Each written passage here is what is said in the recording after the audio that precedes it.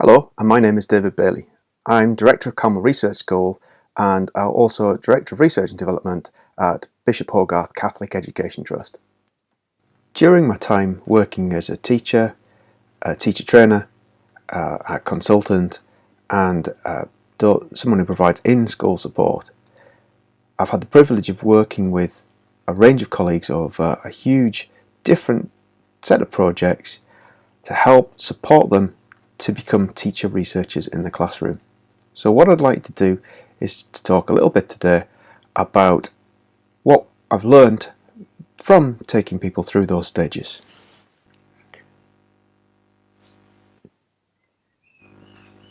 So I'm going to start with a question. What is the best way to help children to learn more? Now if you're able to pause this might be a good time to pause and to jot down a few ideas.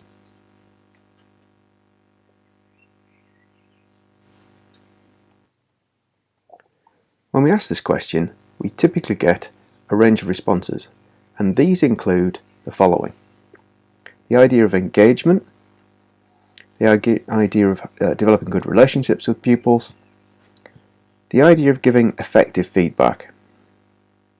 We also hear about metacognition, the idea where learning or the process of learning is discussed or thought about or considered. We also hear about self-regulation, ideas around pupils becoming independent and being able to work without the aid of a teacher. Sometimes homework is mentioned, particularly for secondary pupils. Sometimes people talk about mastery. Sometimes people talk about the idea of early intervention. So those are the types of responses, and you often find answers like this if you look at things like the EEF Teaching and Learning Toolkit, something we'll come back to a little later. But before we go on, what I'd like to do is to actually look really carefully at the question.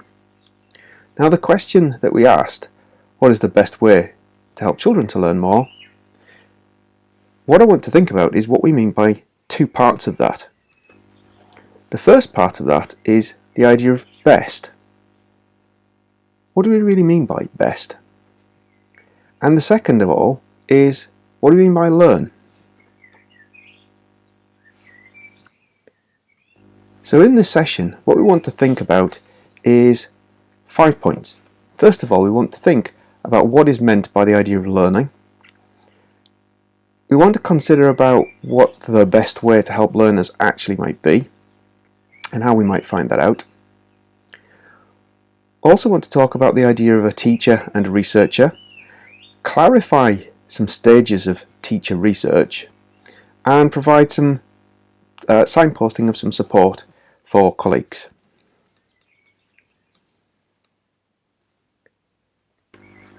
Let's start with the idea of a teacher.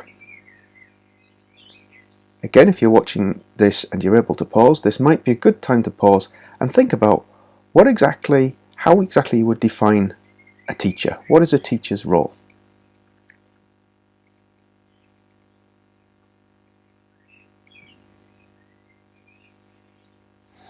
Now when we looked into this, often the role of a teacher is described using the following ideas. A teacher is someone who helps someone learn. Often when you then look at what learning is, it refers back to something being taught or the idea of a teacher. So we need to probe the idea of learning a little more carefully and think about what we actually mean by learning. Again, if you were able to pause this and think about what is meant by learning and reflect on that for a moment, this will be a good time to do so.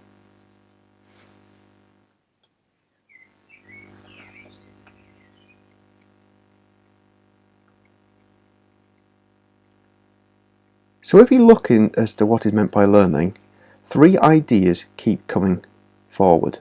Often 2 of them appear on their own, a third one is added in some sources.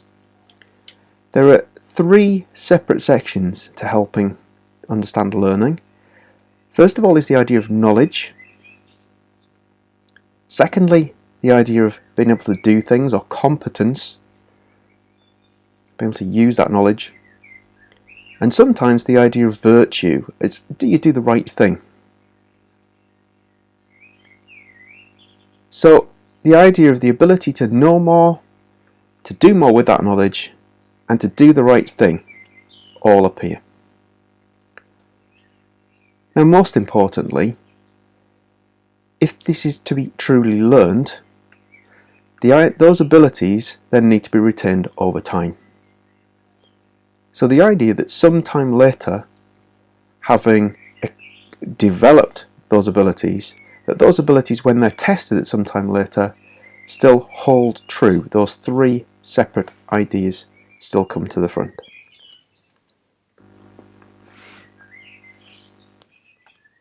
So that helps us understand what learning might be. Now I'd like to move on to this idea of research and what a researcher is. Again, just take a moment, if you can, to pause this and think about how you would describe or define the role of a researcher.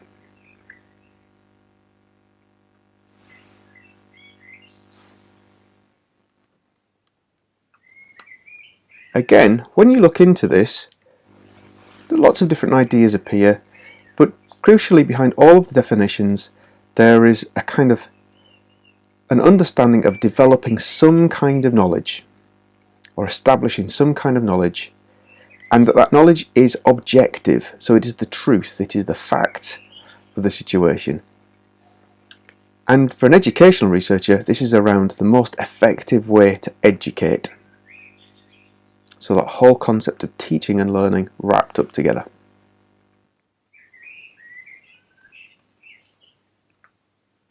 So let's go to those two ideas and go back to our question. Now our question was, what is the best way to help children to learn more? So perhaps we can use our definitions to think about what we mean by best, and this is where the researcher comes to the front. The idea that the researcher is searching for knowledge to establish objectively the most effective way to educate.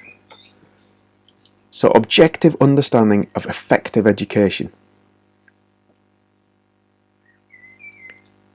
And for our learning part, this is where the teacher comes to the fore. The idea of developing the ability to know more and to do more with that knowledge and do the right thing and retain that over time.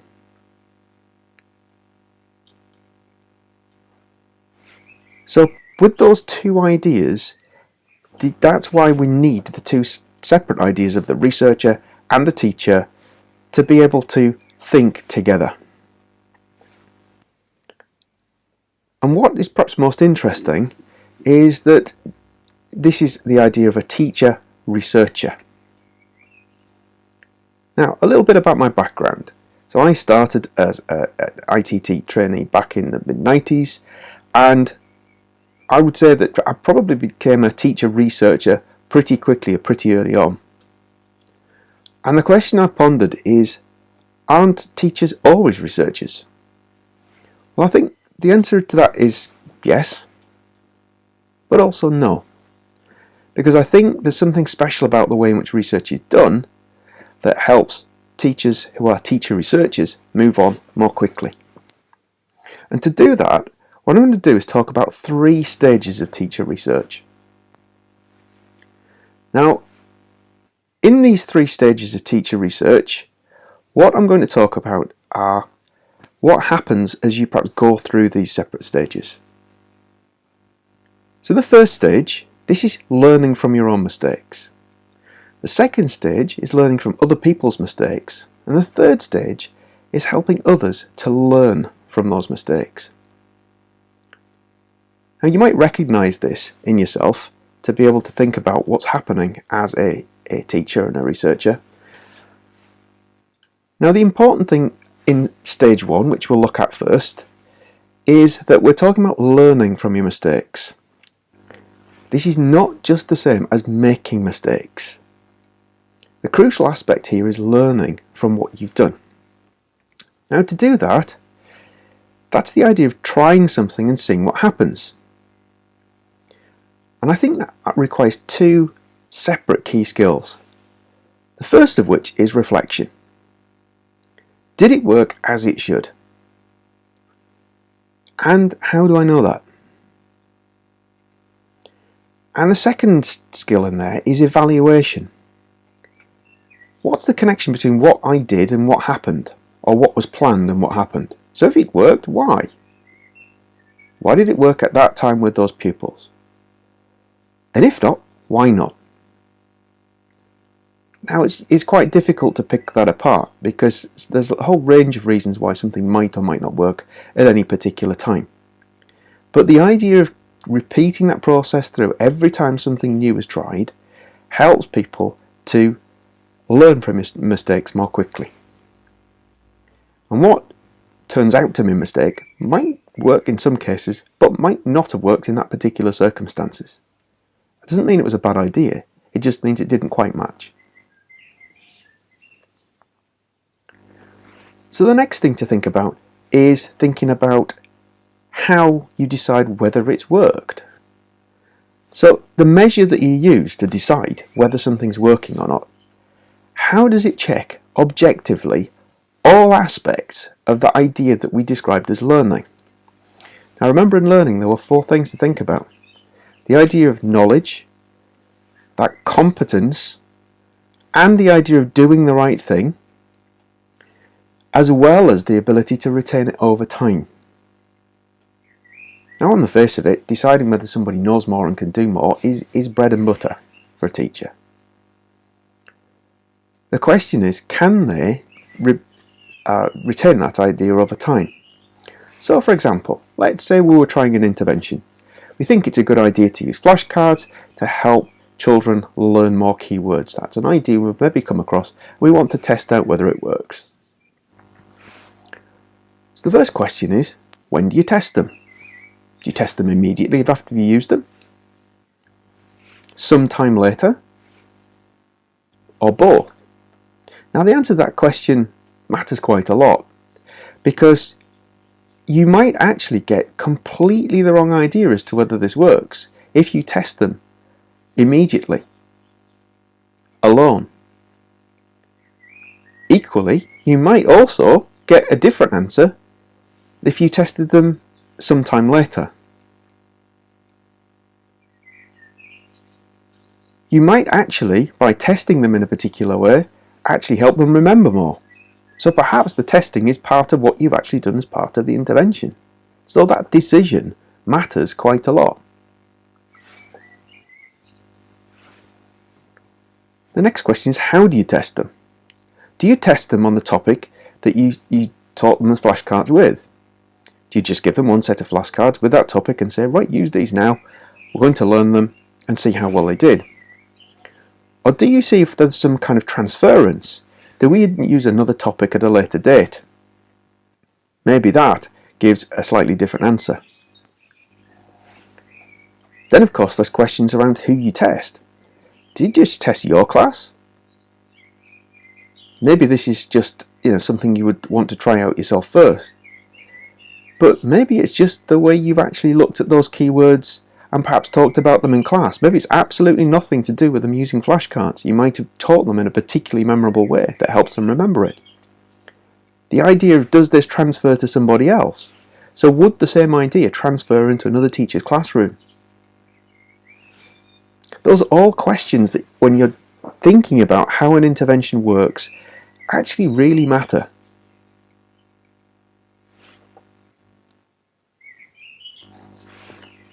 So now we're going to move on to stage 2. So the idea of learning from your mistakes is one thing, but moving on so that you can learn from other people's mistakes, that really adds some depth. And at this point we're talking about engaging with other people's research. There's a body of research out there. Teachers have been researching, and educational researchers have been researching and publish a lot of the work that they do. One of the crucial things is checking in a place that's going to be helpful. And sometimes there are things that are more reliable than others. So checking what we describe as the right place. And there are also things that you have to check about whether it's fit for purpose.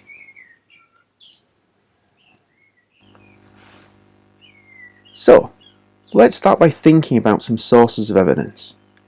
There's a list of 6 different types of places you would find evidence, 6 different sources of evidence-based practice you might find. Which of these might be the most reliable? Again, if you want to interact with this question, now is a good time to pause the video just for a moment and think about which you think is the most reliable.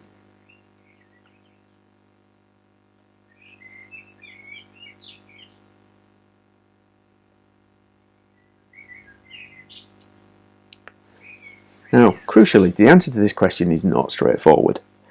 On the face of it, you might think that Twitter is perhaps the least reliable, and the journal might be the most reliable. However, it isn't as simple as that. Because in the publication of the journal, who funded the research? Were there any risks of bias? Because in journals, things that didn't work are very unlikely to be published. So you get a selected sample of what has been shown to you.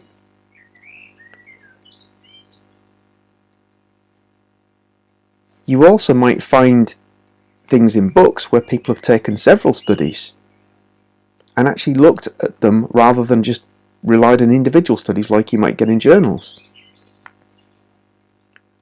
One thing that does stand out are things like the EEF guidance reports, and although the EEF mentioned specifically here, they're not the only people who produce similar kinds of things. There's many other research reports where actually what you might describe as some form of systematic review. So those generally do stand out as being pretty strong and good places to start looking. They're not always comprehensive, and sometimes they exclude things for a particular reason, sometimes with good reasons, sometimes not. But reviews and guidance reports are actually good places to start thinking about. But a good idea on Twitter might be better than a poorly thought out journal article that has been biased because of a particular funding. So it is not as straightforward as that. Saying that, you are probably more likely to find good ideas in journals over some of the other sources that you might find. There are things to think about. Some other considerations, including whether there's been a process of peer review. So have other people, other than the original authors, looked at this and decided whether it was valid, whether it was fair to actually report that. How many pupils were involved? What kind of sample size? Over what duration? How many teachers were involved? And also, crucially, was it applicable to your context? So a lot of research that you find in a lot of these sources are found from international research. So does it work in your classroom with your Year 11s on a Thursday afternoon? So those are the kinds of things that when you're looking at that body of evidence should be at the back of your mind. A particular note of caution about some of the limitations. So to take you through this, what I'm going to do is I'm going to talk you through the process of looking at the EEF Teaching and Learning Toolkit, which as sources of evidence go is a pretty good place to start. But let's have a look at some of those limitations. So to get to the toolkit, you would type in Teaching and Learning Toolkit, EEF, into a search engine. It will bring you to this website. On the website, you've got a range of different things that you can look at, including a whole different type of sources. By clicking on the right hand column, Impact Months, you can actually think about which have the highest impact, but also it's well worth looking at 2 other columns, the evidence strength and the cost. Those with a higher number of padlocks have stronger evidence. Now we'll look at one example specifically, that's of behaviour interventions. So if you look at this and you click on that link, it will take you to a whole set of information around that, going through the detail of those particular sets of evidence. Now at the end of this, there's a section that says, what should I consider? Now those are key points thinking about if you're going to try and develop a behaviour intervention. That's a good place to start.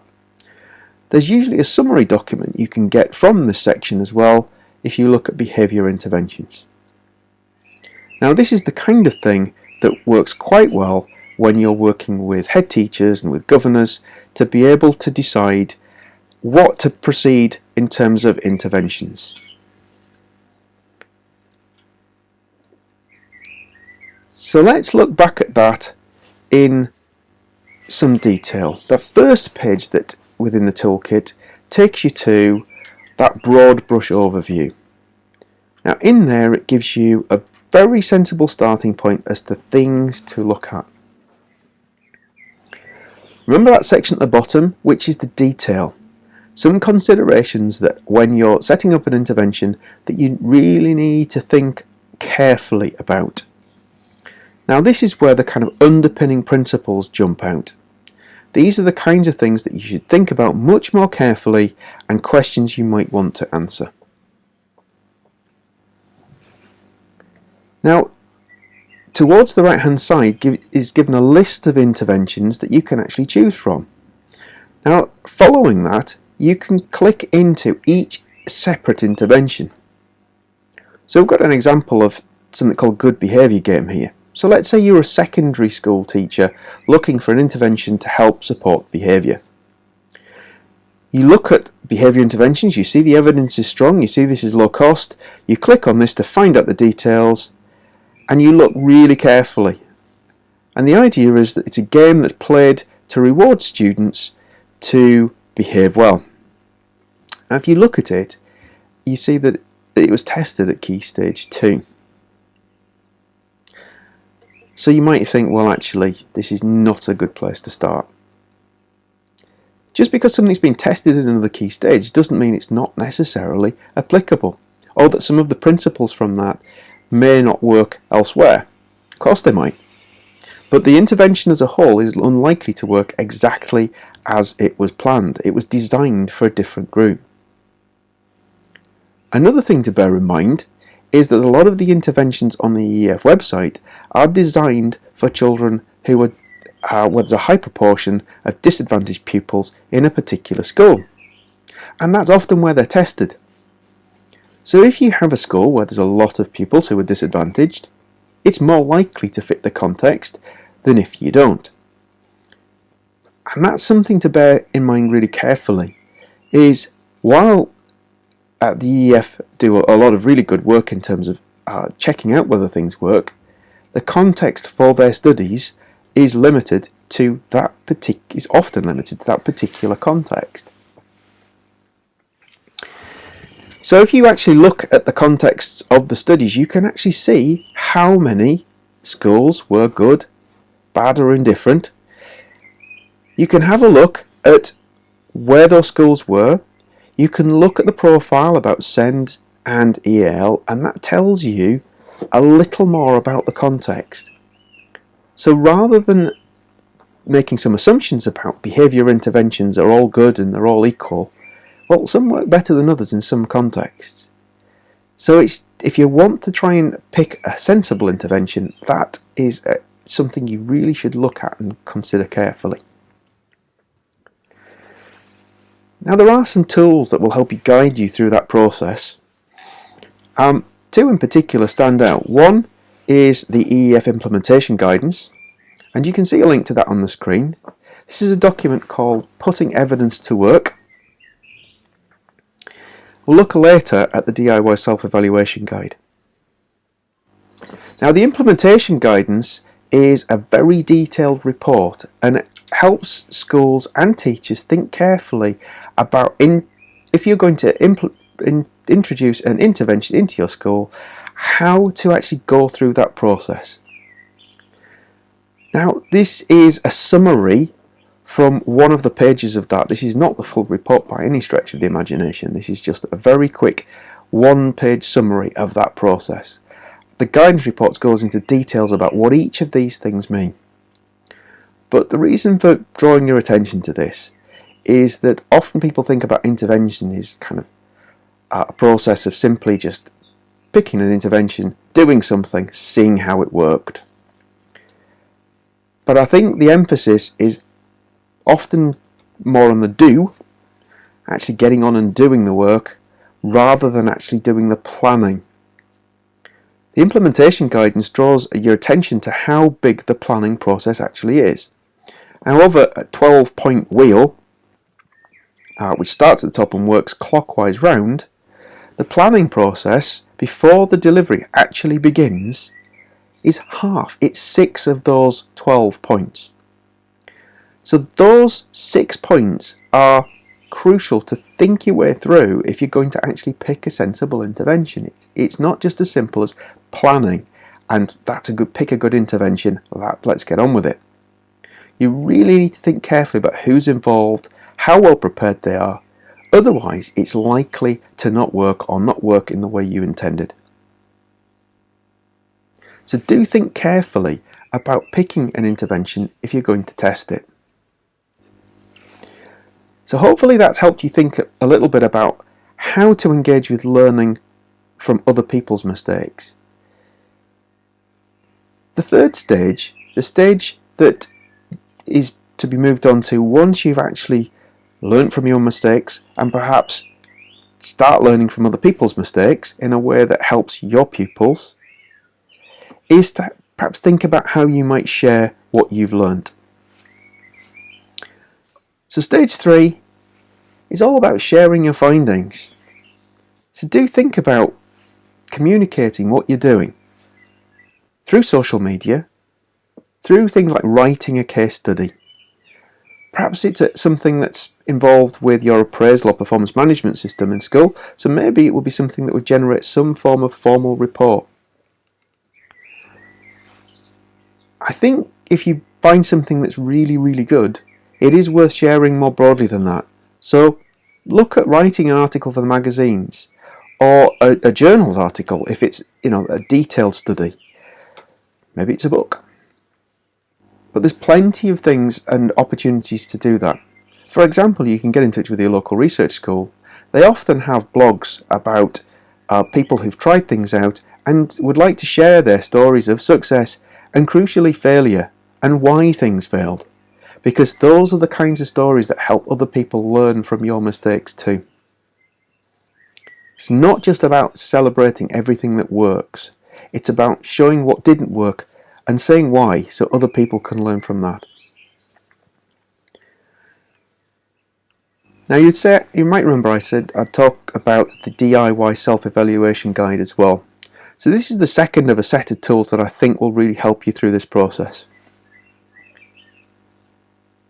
Now this is something that the EEF have developed in conjunction with some other researchers, including Professor Rob Coe, who, when you look at this idea of the DIY self-evaluation guide is to help teachers who are going through the process of actually developing a study, developing a way of showing how to help people learn from their mistakes and perhaps be really rigorous about learning from your own mistakes. That's stage 2 and stage 3.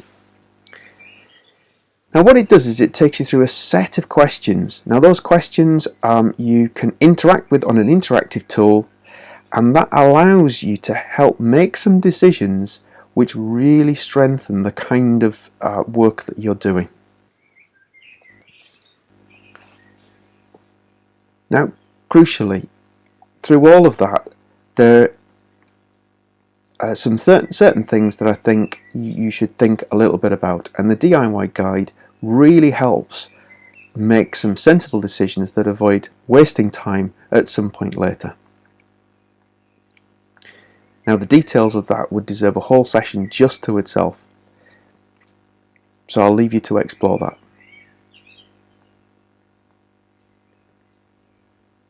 Now finally, having thought through those 3 stages, what I want to think about now is some help and support for those people who think they're a teacher researcher. So if you classify yourself as a teacher researcher, let's see where we can give you some ideas as to where to start looking for support if you haven't found some already. So again, I know some of you will be aware of some of these, but hopefully there's something here for everybody to think a little bit about. So I think there are 6 places you could start looking. Now, first of all, there are 2 tools that I think we've talked a little bit about, and there are 2 links here again, just as a reminder: the DIY Self-Evaluation Guide and the Implementation Guidance, both from the EEF. Now, they're pretty good summary documents that help you think carefully about using evidence really sensibly. The second place, I think, is finding other people who think in a similar way. Now, that might be being involved with a community in school that already exists, but if one doesn't, there's no reason why you can't form one. Forming a group of people together, be it formal or informal, who just want to talk about sharing ideas and learning from each other around these processes. Now, there's plenty of other external communities as well. Now, if you're really into this kind of thing, one place to perhaps get some further support and perhaps talk to other like-minded people from across institutions is to become involved with the EdNorth Advocacy Programme, and there's a link to that shown on screen. So becoming an EdNorth advocate would help other people understand this process as well. So if you're a bit further on and you've not been involved with the advocate programme, I'd really encourage you to get involved with that. It's a really good way of talking to other people through a community and helping you develop and hone your skills. You could also become involved with a research school network. There are some research schools in the north of England who you could be involved with, but there's a whole network of them across the country.